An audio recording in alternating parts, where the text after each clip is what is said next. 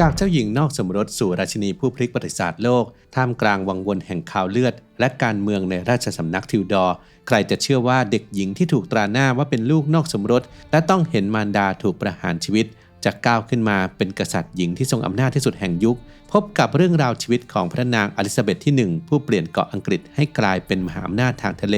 และความลับเบื้องหลังคำว่าราชินีพรหมจรรย์ที่แลกมาด้วยความโดดเดี่ยวและความตาย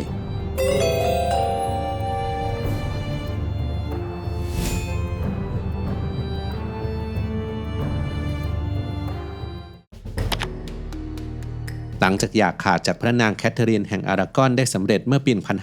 1533 พระเจ้าเฮนรี่ที่ 8 กษัตริย์แห่งอังกฤษก็สมรสกับแอนโบลีนแทบจะทันทีซึ่งไม่นานแอนก็ประสูติพระธิดาซึ่งก็คือเจ้าหญิงอลิซาเบธที่ 1ในวัยเยาว์พระนางได้รับการเลี้ยงดูเป็นอย่างดีสมกับฐานะเจ้าหญิงในขณะที่แมรี่พระธิดาของพระเจ้าเฮนรี่กับพระนางแคทเธอรีนแห่งอารากอนต้องมารับใช้น้องสาวต่างมารดาแต่เมื่อแอนโบลีนถูกประหารชีวิตเจ้าหญิงอลิซาเบธในวัยเพียง 2 พรรษาก็กลับกลายเป็นบุตรนอกสมรสและถูกเนรเทศไปอยู่ที่คฤหาสน์ฮัตฟิลด์เฮาส์ที่เมืองฮัตฟอร์ดเชียร์กับผู้ติดตามเพียงไม่กี่คนต่อมาในปี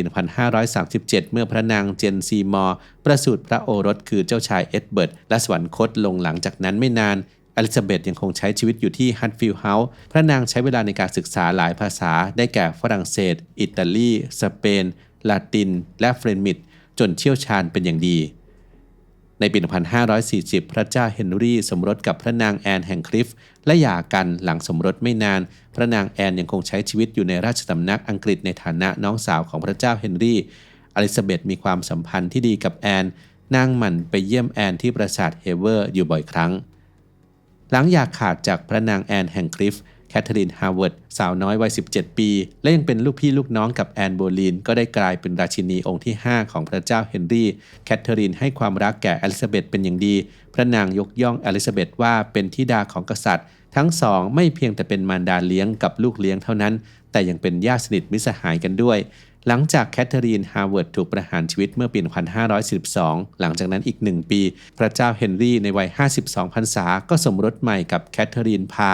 พระนางแคทเธอรีนได้พาแมรี่และอลิซาเบธกลับเข้ามาราชสำนักความสัมพันธ์ระหว่างแคทเธอรีนกับโอรสธิดาของพระเจ้าเฮนรี่ทั้ง 3 พระองค์คือแมรี่อลิซาเบธและเอ็ดเวิร์ดนั้นเป็นไปได้ด้วยดี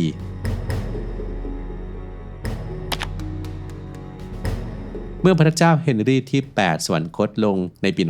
1547 เจ้าชายเอ็ดเวิร์ดในวัย 10 พรรษาก็ขึ้นครองราชย์เป็นพระเจ้าเอ็ดเวิร์ดที่ 6 แคทเธอรีนพาจึงออกจากราชสำนักเพื่อสมรสใหม่กับโทมัสซีมอร์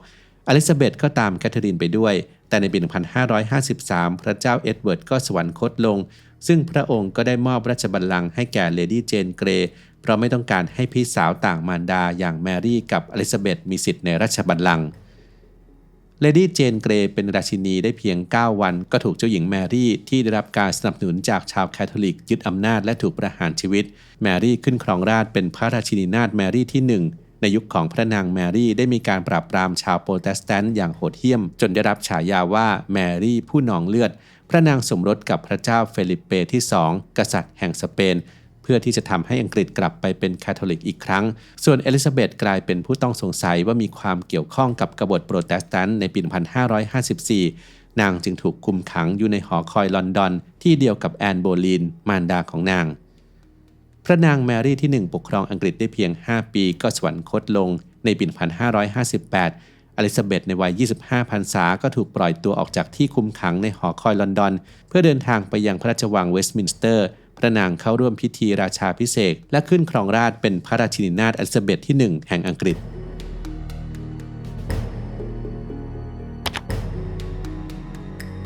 ในช่วงเวลาที่พระนางอลิซาเบธขึ้นครองราชย์เป็นราชินีแห่งอังกฤษยุคนั้นมีชื่อว่ายุคอลิซาเบธและเป็นจุดเริ่มต้นของยุคฟื้นฟูศิลปะวิทยาการในอังกฤษพระนางอลิซาเบธนับถือศาสนาคริสต์นิกายโปรเตสแตนต์ทำให้ชาวคาทอลิกในอังกฤษหันไปสนับสนุนพระราชินีนาถแมรี่ที่ 1 แห่งสกอตแลนด์พระญาติของพระนางอลิซาเบธซึ่งนับถือศาสนาคริสต์นิกายโรมันคาทอลิกให้ขึ้นครองราชย์เป็นพระราชินีแห่งอังกฤษแทนในปี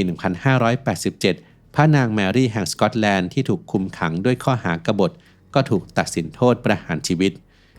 ในช่วงปีเดียวกับที่พระนางแมรี่แห่งสกอตแลนด์ถูกประหารชีวิตขณะนั้นสเปนเป็นหนึ่งในประเทศมหาอำนาจจากการสำรวจทางทะเล พระเจ้าเฟลิเปที่2แห่งสเปนซึ่งเป็นพระสวามีของพระนางแมรี่ที่1แห่งอังกฤษผู้ล่วงลับได้ส่งกองทัพเรืออาร์มาดาบุกเข้ามาปิดช่องแคบอังกฤษแต่ก็ถูกกองทัพเรือของอังกฤษโจมตีจนเสียหายและจบลงด้วยความพ่ายแพ้ของสเปนหลังมีชัยชนะเหนือกองทัพเรืออาร์มาดาของสเปนพระนางอลิซาเบธทรงสนับสนุนให้อังกฤษมีการสำรวจทางทะเลและได้กลายเป็นมหาอำนาจจากการสำรวจทางทะเลในยุคต่อมายุคอลิซาเบธยังเต็มไปด้วยชาวอังกฤษที่มีชื่อเสียงมากมายได้แก่วิลเลียมเชกสเปียร์กวีเอกของโลกคริสโตเฟอร์มาโลนักเขียนบทละครเวทีเซอร์ฟิลิปซิดนีย์กวีผู้มีชื่อเสียงจากกวีนิพนธ์ประเภทซอนเน็ตเซอร์ฟรานซิสเบคอนนักปรัชญาสายประสบการณ์นิยมและเซอร์ฟรานซิสเดรกนักสำรวจทางทะเลที่เดินทางรอบโลกได้สำเร็จยุคสมัยของพระนางอลิซาเบธแม้จะเต็มไปด้วยความขัดแย้งทางการเมืองและศาสนาแต่ก็เป็นยุคของการสำรวจค้นพบโลกใหม่และเต็มไปด้วยผู้คนที่มีความสามารถยุคนี้จึงมีอีกชื่อว่ายุคทองของอังกฤษตลอดพระชนชีพพระนางอลิซาเบธไม่เคยสมรสกับชายใดเลยพระเจ้าเฮนรี่ที่8พระบิดาของพระนางเคยสมรสหลายครั้งและราชินีของพระองค์ที่ถูกประหารชีวิตมีทั้งแอนโบลีนมารดาของพระนางอลิซาเบธและแคทเธอรีนฮาร์วาร์ดมารดาเลี้ยงที่ให้ความรักแก่พระนางความสัมพันธ์ของอลิซาเบธกับพระบิดาจึงไม่ค่อยดียิ่งไปกว่านั้นพระนางอลิซาเบธในวัย14พรรษายังเคยถูกล่วงละเมิดโดยโทมัสซีมอร์สามีของแคทเธอรีนพาอดีตมารดาเลี้ยงของพระนางแต่แคทเธอรีนก็ปกป้องอลิซาเบธจากสามีของนางเมื่อพระนางแมรี่พี่สาวของพระนางที่สมรสกับพระเจ้าเฟลิเปที่2จนเป็นเหตุให้สเปนมีอิทธิพลเหนืออังกฤษเหตุการณ์เหล่านี้อาจเป็นเหตุผลให้พระนางอลิซาเบธตัดสินพระทัยที่จะไม่สมรสตลอดชีวิตแม้ว่าจะไม่เคยสมรสแต่พระนางอลิซาเบธเคยมีความสัมพันธ์ที่สนิทสนมกับชายหนุ่มหลายคนได้แก่โรเบิร์ตดัดลีย์สหายสนิทตั้งแต่วัยเยาว์ที่ต่อมาได้กลายเป็นเอิร์ลแห่งเลสเตอร์โรเบิร์ตเคยขอพระนางอลิซาเบธสมรสทั้งที่มีภรรยาอยู่แล้วเมื่อภรรยาของโรเบิร์ตเสียชีวิตลงก็มีข่าวลือว่าเขาคือผู้ที่สังหารภรรยาเพื่อที่จะมาสมรสกับพระราชินีชายหนุ่มอีกคนคือฟรองซัวเดยุคแห่งอองซูโอรสแห่งพระเจ้าอองรีที่3แห่งฝรั่งเศสฟรองซัวมีความตั้งใจที่จะสมรสกับพระนางอลิซาเบธแต่พระนางปฏิเสธเนื่องจากต้องการสร้างพันธมิตรระหว่างอังกฤษกับฝรั่งเศสเท่านั้นหาใช่การสมรสเพื่อเปลี่ยนไปนับถือศาสนาคริสต์นิกายโรมันคาทอลิกเหมือนฝรั่งเศสนอกจากนี้ยังมีเรื่องเล่าลือว่าแท้จริงแล้วพระนางอลิซาเบธอาจจะเป็นผู้ชายจึงไม่ต้องการสมรสกับชายใดซึ่งทฤษฎีสมคบคิดนี้มีชื่อว่าเด็กชายแห่งบิสลีย์โดยเชื่อกันว่าในปี 1542 เจ้าหญิงอลิซาเบธในวัย 9 พรรษาถูกพระเจ้าเฮนรี่ที่ 8 ส่งไปที่เมืองบิสลีย์เพื่อหนีจากโรคระบาดในลอนดอนแต่เจ้าหญิงเกิดประชวรและสวรรคตลงบรรดาผู้ติดตามจึงหาเด็กหญิงที่มีสีผมและวัยใกล้เคียงกับเจ้าหญิงอลิซาเบธเพื่อตบตาพระเจ้าเฮนรี่แต่ก็ไม่สามารถหาได้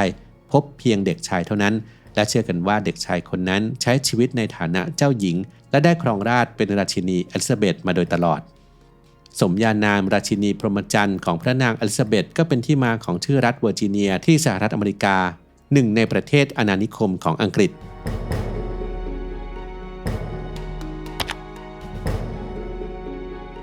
ในช่วงศตวรรษที่16ค่านิยมความงามในสมัยนั้นคือผิวขาวซีดและปากแดงหญิงสาวในยุคนั้นรวมถึงพระนางอลิซาเบธจึงใช้สารตะกั่วทาใบหน้าและผิวให้ขาวซีดตามมาตรฐานความงามพระราชินีนาถอลิซาเบธที่1สวรรคตลงเมื่อปี 1603 ด้วยพระชนมายุราว 70 พรรษาก่อนสวรรคตพระนางทรมานกับพิษไข้อย่างมากซึ่งมีสาเหตุมาจากสารตะกั่วที่ทาพระพักตร์มาตลอดพระชนชีพพระนางไม่มีทั้งสวามีและทายาทพระเจ้าเจมส์ที่6แห่งสกอตแลนด์พระโอรสของพระนางแมรี่ที่1แห่งสกอตแลนด์ผู้ล่วงลับจึงขึ้นครองราชบัลลังก์อังกฤษต่อเป็นพระเจ้าเจมส์ที่1แห่งอังกฤษจึงเป็นจุดเริ่มต้นของราชวงศ์สจ๊วตส่วนราชวงศ์ทิวดอร์ที่ครองอังกฤษมายาวนานนับร้อยปีจึงสิ้นสุดลง CBD Sleep Capsule เป็นผลิตภัณฑ์ที่ถูกพัฒนาขึ้นเพื่อเพิ่มประสิทธิภาพการนอนหลับโดยเฉพาะผลิตภัณฑ์นี้ไม่ได้เร่งให้หลับในทันทีแต่จะช่วยให้สมองลดการโฟกัสลงครับและเตรียมพร้อมเข้าสู่การพักผ่อนอย่างเป็นธรรมชาติผู้ที่เคยใช้ระบุว่าเมื่อรับประทานก่อนนอนประมาณ 1-2 ชั่วโมงช่วยให้หลับสบายขึ้นและไม่รู้สึกปวดศีรษะหลังตื่นนอนแล้วทุกคนล่ะครับคิดว่าตัวเองเป็นสายไหนนอนยากหรือว่าตื่นกลางดึกบ่อยกว่ากันร่วมคอมเมนต์แสดงความคิดเห็นกันได้ครับ